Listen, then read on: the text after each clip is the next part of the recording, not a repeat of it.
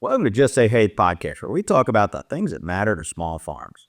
Today's kind of a funny one, and you got to stick with me to see how I tie this all back in. But a couple weeks ago, the Grammy Awards, the association behind the Grammy Awards is the National Academy of Recording Arts and Sciences. And anyway, the Grammy Association, the National Academy, awarded Beyoncé with the Country Music Album of the Year.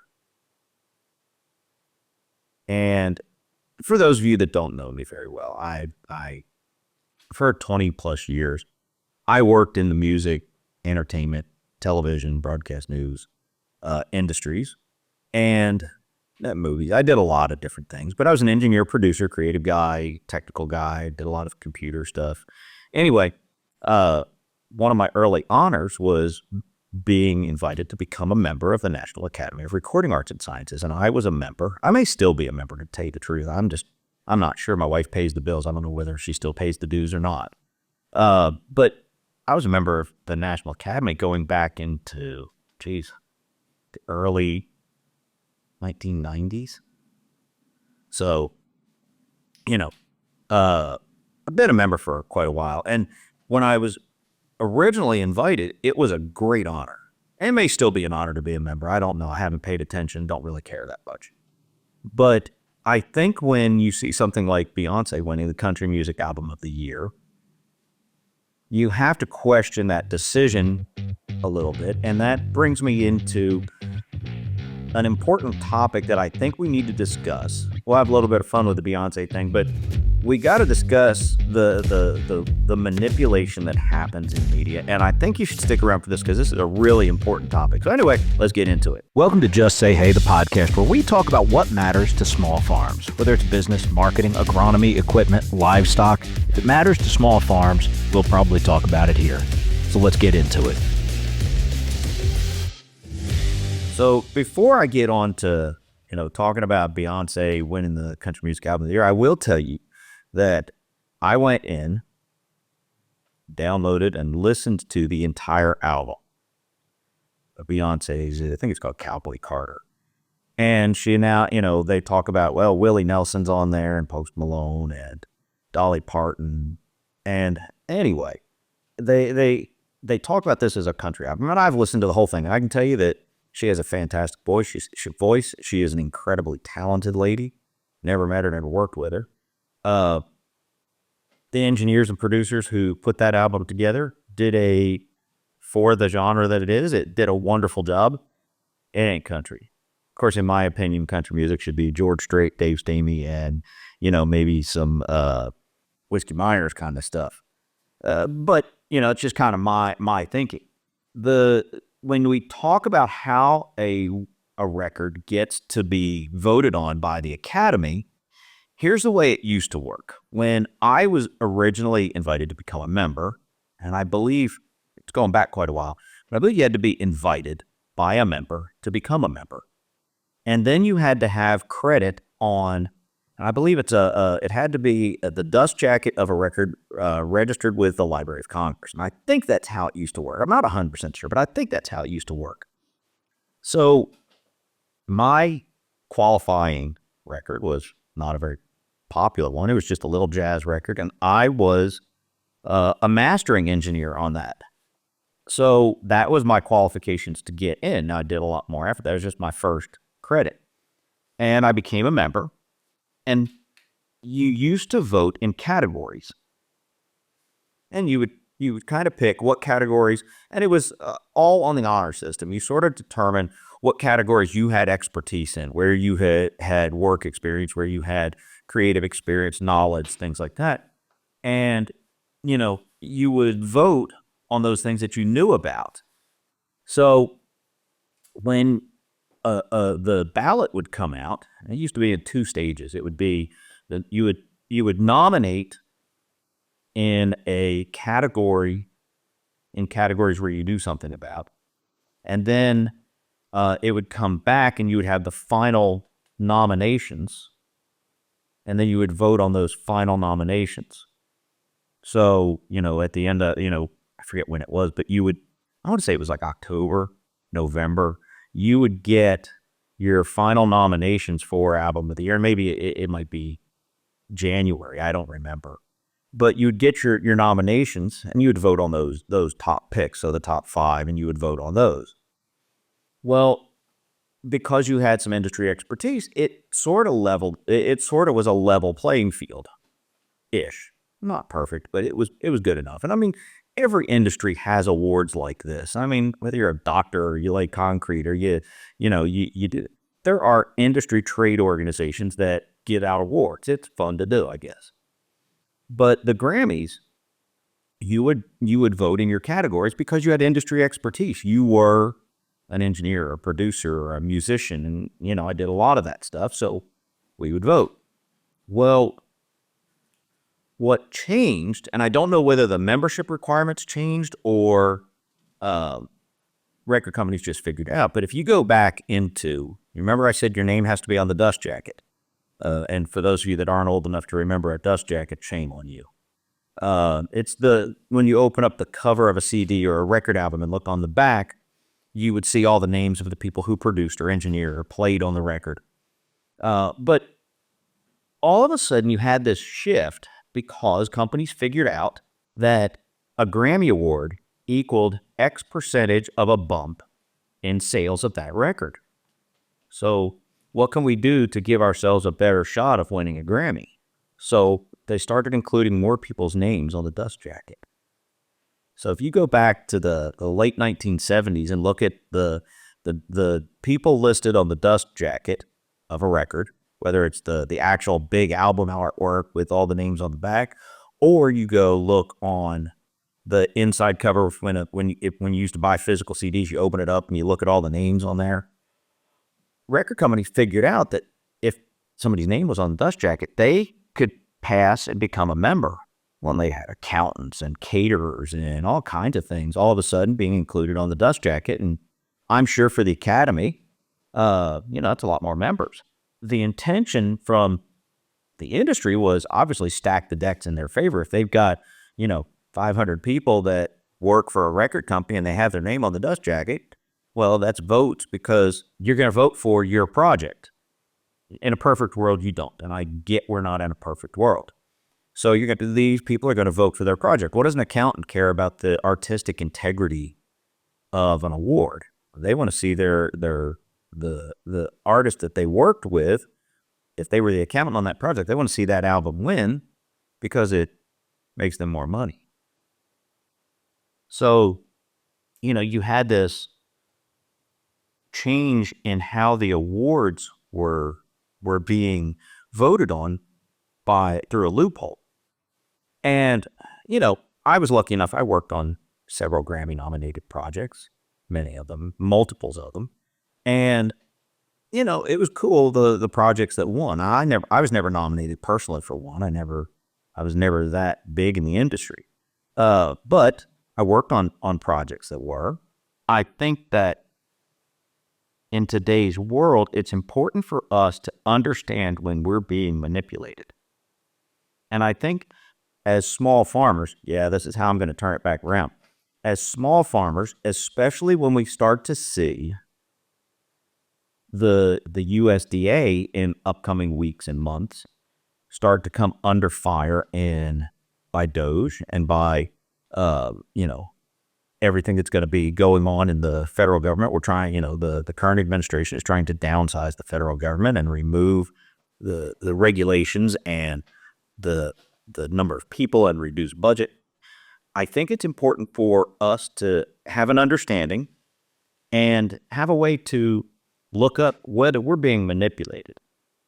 And I think this is really important. And, I'll sort of look at it this way. So when they go to change the USDA, as small farmers, we need to really, really pay attention to that. And first, let me say, there are a heck of a lot more small farmers, like me, like you, than there are big farmers. Yet, I think if you looked at the way the USDA gives out money to farmers, when the USDA looks at programs, they look at big farms first. Fair or not, that's the way I think it happens. So we need to understand this. And I say this because I think it's not only important, excuse me, it's not only important from us as farmers looking at our industry, but it's also important for us as people. When we start seeing, because the USDA is going to come under fire, I think, like we talked about before, the SNAP, the Supplemental Nutrition Assistance Program, takes up a huge portion of agricultural spending. And this SNAP program is everything from school lunches to what used to be called the food stamp program. But when it comes down to the things that actually impact farmers, I think you're going to see some shakeup. And we need to know what's real and what's not. And I think one of the best things that we can do to prepare ourselves is understand when we're getting manipulated, when we're being played. When you see a social media post, for example, and this really came to mind because I have an old friend of mine. She is an absolutely sweetheart. She's a good person, great heart. She has been sharing some absolutely kooky stuff without looking to see whether it's factual or not. And I will tell you that no matter who you are, there are people who look up to you, who respect you, who respect your opinion on things. And when you share a post that is not true, or a post that maybe slants the facts and positions it in a bad way, I think you are doing the people that trust, respect, and look up to you a great disservice. And so I encourage you to understand when we're getting played. And I'm guilty of this too. I don't think I'm guilty of sharing stuff that's untrue or anything like that, because I take this stuff seriously. I take that very seriously. If you're on social media, whether it's TikTok or Facebook or Instagram or whatever, and you see something that really hits you emotionally hard, it really just gets at the core of who you are, that is probably the time to stop, take an extra minute, 60 seconds, back up, do a quick bit of research. Look up, is this true? Is this false? Social media algorithms, and I don't want to get too technical in this, but they reward posts that drive emotional responses.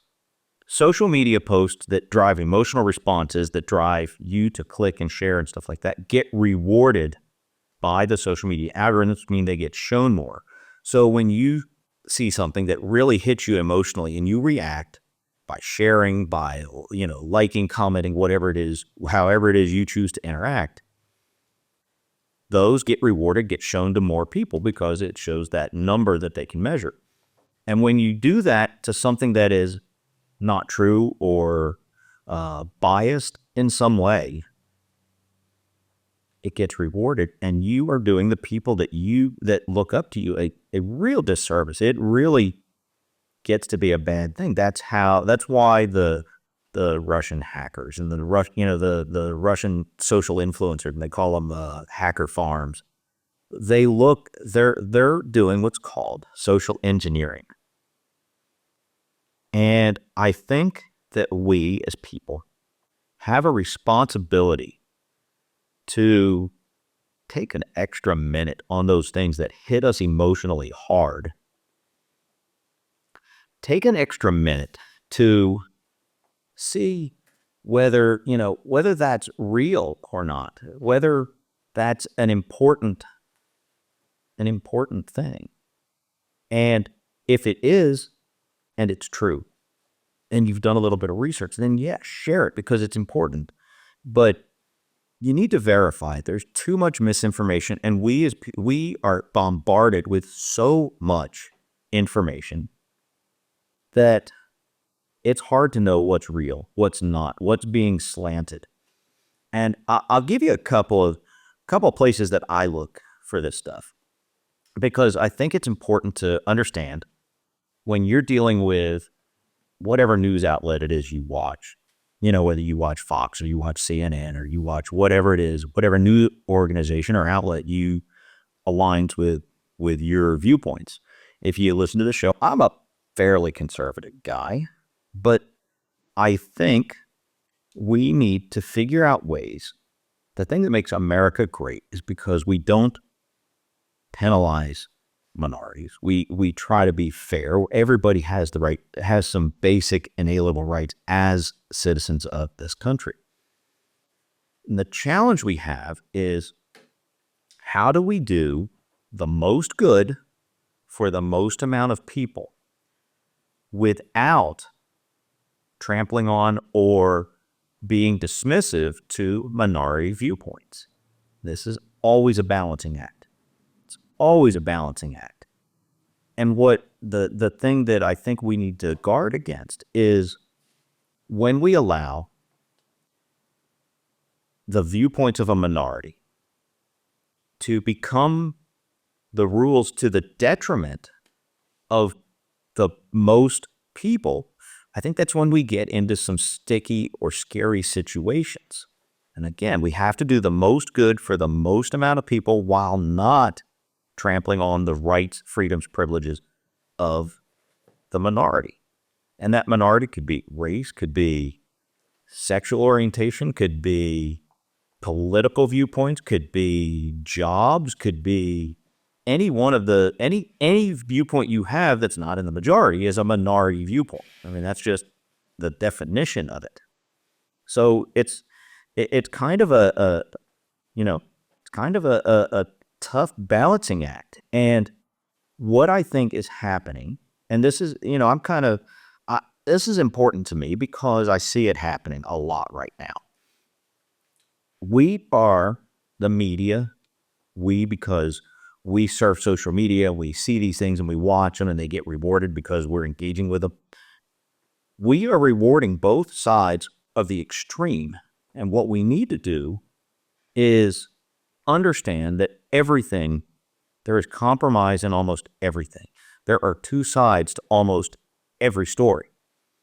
And you need to sit down, and when something hits you emotionally, when it just really tugs at you or really just gets you mad, that's probably a great time to step back and say, okay, what is the other side of this story? Now, I'm not saying you have to agree with it.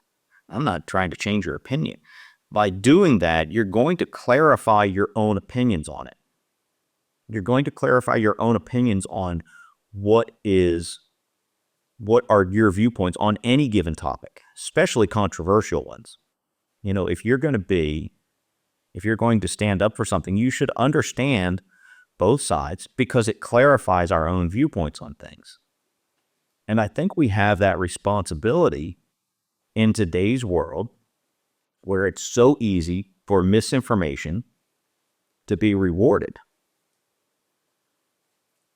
And I'll step back for a second and say that I know I started this whole thing off with Beyoncé, and she's a crossover artist, and it was a judgment call by the people who voted. Maybe they stacked the deck, maybe they didn't. But we, because I said I was a member, I used to vote on the Grammys. I understand how that works, and I understand how the system can be played. And I will say, it ain't, that record is, in my opinion, in the country either. But it is what it is. She won the award. I think we just need to understand how that happens and a little more transparency in things. What was it our grandparents used to tell us? The best disinfectant is sunlight. I think that responsibility that we have in understanding how we're being manipulated, understanding it is important. And I'll kind of say this for as we kind of start to tie this all together. There are going to be, coming up in the weeks, months, whenever that becomes a priority, the USDA, I think you'll start seeing that after you start seeing some of the major, like HHS, I think Robert Kennedy, RFKJ is up for HHS secretary. I don't think you'll see USDA touched until that confirmation. And by the time this podcast is released, that confirmation may have already happened. But I think that will be one that kind of triggers some deeper looks into this kind of stuff. But we need to, as citizens, as farmers, we need to be understanding how media tries to make its point. And I'll tell you, in my experience in that business, there's not, now maybe at the high levels there is a media bias. I know, CNN. I used to do some work for Turner's companies back 100 years ago, and I know Ted. I don't know Ted. If you look at Ted and uh, Jane, they have political ideologies, and Ted Turner started CNN. So I think that has swayed to meet their political ideologies. But news organizations have demographics because that's how they make money. They do slant things to reward demographics. If you are a left-leaning young adult, 25 to 54, young adult to middle-aged adult, um, that's probably their demo. And probably targeting it down there, probably women 25, 54. It's probably their demo. Left-leaning women 25, 54, whereas Fox is probably right-leaning women 25, 54. That's probably their prime demo. News outlets reward demos, and they want to do and say the things that are going to encourage their demo to watch more. But whatever side you're on, if you watch CNN, stop for a little bit. Go watch Fox. Or better yet, find a news outlet that is balanced, that truly is. And I'll tell you the one I look at because I think they do a really good job. I've never worked for them, don't know much about them, other than that they rank stories based on bias. And part of their reporting, when you look at their reports, part of their reporting is about understanding bias in the news. And I think this is really, really important. There's an organization, Ground News, I think is their name. I'll put a link in the description. Check them out. They basically take stories. They don't report news. What they do is they take stories and they have an independent panel of some sort where they rank news outlets, Wall Street Journal, New York Times, New York Post, CNN, Fox, MSNBC, NBC, all of them. And they rank their stories they rank the networks and outlets themselves by their political bias for one side or the other. And they basically have a website. They also have an app, but they have a website that when you look at any given story, they'll show you which news outlets are covering it, because it's just as important to understand, when a news outlet covers something, where their slant is for their demo, but it's also important to understand what they're not covering. What they're not covering is just as telling as what they do cover. So that's one, Ground. The other one that I would suggest is, and again, I'm not getting paid by these guys. Don't know them. Don't have any affiliation. Nothing with them. I like their coverage, because part of their coverage, they give the news story, they talk about it, but what they also report on is what outlets are covering and not covering it, so we can uncover bias in certain stories. And I think that's really, really important for us as we start to get news on things that impact our business and our lives. And remember, and I'll just kind of close this up here for a minute and just say, don't be a sucker. Don't share or agree with something just because you saw it once. Take the time, be responsible, and understand both sides. Understand, not agree with, but understand both sides of an argument. It will help you clarify your own viewpoints. And when you discuss with people, the first thing to do, in my humble opinion, is listen. When somebody confronts you with something that you disagree with, understand why before you just respond. It's easy to pick a side and say, they're wrong. Oh, they're stupid. It's easy to pick that side, and you'll find plenty of people to stand beside you saying it. The hard thing to do, the difficult thing, but the responsible thing to do is pick a side. But understand what things that you stand for. And to understand that, you have to understand the opposition. What other people think, what other people say. So the first part is important. Listen, learn, and then when you speak, say things you really believe in. Don't just share stuff because it pokes at one side or the other. It can be fun, but you're doing the people that trust you, the people that look up to you, and there are people that look up to almost everybody. When you say things, when you share something that may not be factually completely right, or you share something that may have a slant one way or the other, you're doing those people that look up to you a disservice. And ultimately, you are reducing the efficacy of what you stand for. With that, have a great day. Good luck. God bless.